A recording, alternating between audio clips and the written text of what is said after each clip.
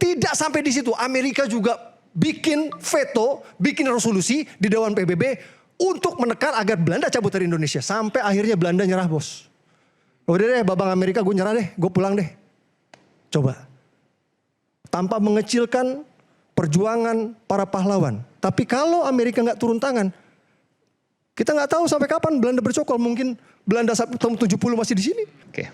Sorry, gue tata negara ini gue nggak ngerti sampai ngantuk gue dengernya tadi. Jadi Bang Aiman, gue ini seorang Muslim dan gue ini diajarin di Al-Quran bahwa jangan karena kita membenci suatu kaum kita berlaku tidak adil. Surat Al-Maidah ayat 8 ini banyak yang pakai jilbab, silakan cek. Jadi ini banyak sekali BOP lah, Iran, intinya nih sentimen anti Amerika nih luar biasa sekali di negara kita ini.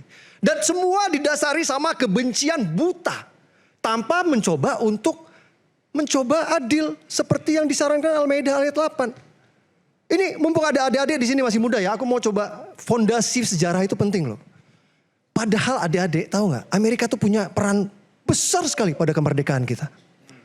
Orang tuh ingatnya cuma 17 Agustus saja. Orang lupa pada 1945 Belanda balik. Membonceng pasukan Nika untuk melucuti. Yang waktu itu pengen melucuti tentara Jepang. Jadi Bang Aiman dari 46 setelah kita proklamasi. Kita dijajah lagi sama Belanda. Sampai 49. Yang dikenal dengan agresi Belanda kedua. Silakan cek. 19 Desember. Dan itu tidak mudah buat para pahlawan kemerdekaan kita. Karena memang supremasi militer Belanda tuh memang terlalu kuat waktu itu. Bahkan Jenderal Sudirman pun hanya bisa melawan Belanda dengan taktik gerilya, hit and run. Apakah dengan hit and run itu efektif untuk mengusir Belanda dari bumi pertiwi? I don't think so. Tapi tiba-tiba tahun 49, tiba-tiba Belanda mudik. Karena siapa? Karena ditekan Amerika, brother. Jadi, biar adik-adik tahu, tahun 1949 Amerika itu tiba-tiba ngancem ke Belanda. Hey Belanda, lu kalau masih jajah Indonesia, gue stop bantuan lu. Ini fakta sejarah ini. Waktu itu kan Belanda baru selesai perang dunia kan, hancur-hancuran kan. Amerika bantu lewat Marshall Plan namanya, program. Bukan cuma itu aja. Amerika nyeret Belanda, lu duduk. Dipaksa duduk berunding sama Indonesia. Itulah yang kita kenal dengan konferensi meja bundar di Den Haag. Tidak sampai di situ. Amerika juga bikin veto, bikin resolusi di Dewan PBB untuk menekan agar Belanda cabut dari Indonesia. Sampai akhirnya Belanda nyerah, bos. Udah deh, babang Amerika, gue nyerah deh, gue pulang deh. Coba. Tanpa mengecilkan perjuangan para pahlawan. Tapi kalau Amerika nggak turun tangan, kita nggak tahu sampai kapan Belanda bercokol. Mungkin Belanda tahun 70 masih di sini. Mungkin tahun 80 masih di sini kayak di Afrika Selatan. Ya, jadi ketika Pak Prabowo. Jadi Prabowo, kalau nggak ada Amerika, Indonesia masih dijajah Belanda. Ya itu aku tanpa mengecilkan ya. Tanpa mengecilkan. Tapi peran Amerika besar sekali yang bikin Belanda pulang kampung waktu itu. Oke. Ini banyak ahli-ahli di sini yang tukang-tukang baca pasti tahu. Kalau memang mereka tidak historis, mereka tidak minim literasi sejarah pasti tahu. Jadi ketika Pak Prabowo waktu itu ngomong, jangan lupakan jasa Amerika. Betul. Pak Prabowo tuh ngomongnya karena dia ngerti sejarah. Oke, kita balik lagi ke Amerika lawan Iran. Oke, ini aku tarik mundur ya. Karena fondasi sejarah itu penting adik-adik. Jadi adik-adik di sini perlu tahu. Kembali lagi ya. Prinsipnya adalah jangan karena kita membenci suatu kaum kita berlaku tidak adil. Berusahalah adil untuk Amerika. Coba pahami kenapa Amerika nyerang Iran. Jadi adik-adik perlu tahu. Iran ini adalah salah satu donatur terbesar untuk dua kelompok militer di Timur Tengah. Yang satu namanya Hizbullah di Lebanon, yang satu namanya Hamas di Gaza. Bang Aiman, dari tahun 1992, Iran ini udah ngasih duit ke Hizbullah 700 juta sampai 1 miliar dolar per tahun. Dan dari mulai tahun 2005, Iran ngasih duit ke Hamas 100 juta sampai 300 juta per tahun. Duitnya dipakai apa adik-adik? Dipakai beli roket, dipakai beli rudal untuk nembak ke Israel, untuk ngebunuh warga sipil Israel. Selama puluhan tahun. Sekarang balikin ke kita ya. Adik-adik pikir nih, ya pakai hati ya. Ini misalnya nih Malaysia ya, ngasih duit ke teroris. Terus terorisnya beli bom. Bomnya dipakai buat ngebunuh rakyat Indonesia. Kira-kira perasaan kita gimana? Puluhan tahun lagi.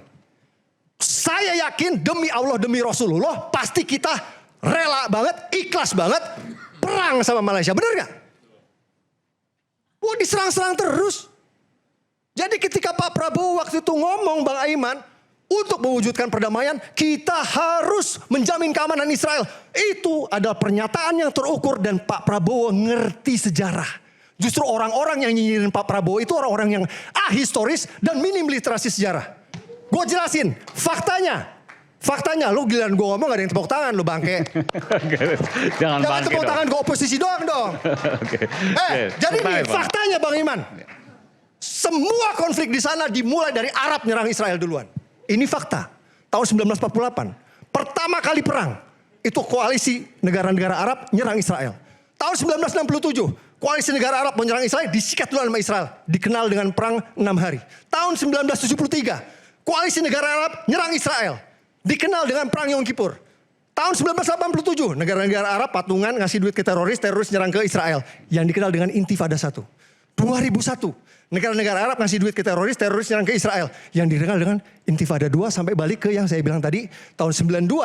Hizbullah dikasih duit sama Iran. Tahun 2005. Hamas dikasih duit sama.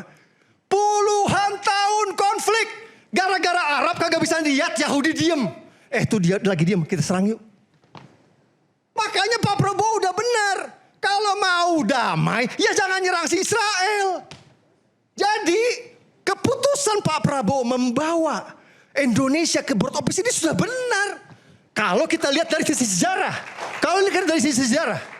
Karena memang board of peace Trump ini memang niatnya ingin mewujudkan perdamaian. Dengan cara apa? Dengan cara mentiadakan donatur yang memberikan duit ke teroris. Makanya dia nyerang Iran. Itu yang diserang sama Iran bukan rakyatnya loh. Rezimnya loh. Amerika cuma pengen rezim Iran yang suka ngasih duit ke teroris itu diganti. Dengan rezim yang tidak pernah ngasih duit ke teroris. Simple. Tidak ada donatur, tidak ada teroris. Tidak ada teroris, tidak ada perang. Tidak ada perang, damai. Tepuk tangan dong. Jangan si Bang Ferry doang yang ditepuk tanganin sama lu. Bisa saya tanggapin? Dikasih berapa sama Bang Ferry? Bisa Jadi saya tanggapin? sekali lagi ini kalau Pak Prabowo denger ya. Kalau Pak Prabowo denger nih ya. Maaf. Istilah peribahasa anjing menggonggong kafilah berlalu. Maju terus Pak bersama BOP. Jangan mundur Pak. Ya, karena BOP adalah jalan kebenaran menuju perdamaian. Terima kasih. Kita boleh boleh merespon. Mana nih? Boleh saya ngomong. Oke, silakan Prof. Amerika kenapa turun tangan pada 1948-49 itu karena ada. Jangan ngaco ya Pak ya, tolong ya. Oh Udah iya, tadi ini ngaco mulu. Anda juga baca sejarah dong, ya. Coba Anda baca Revolution and Nationalism in Indonesia tulisan Keynes, ya.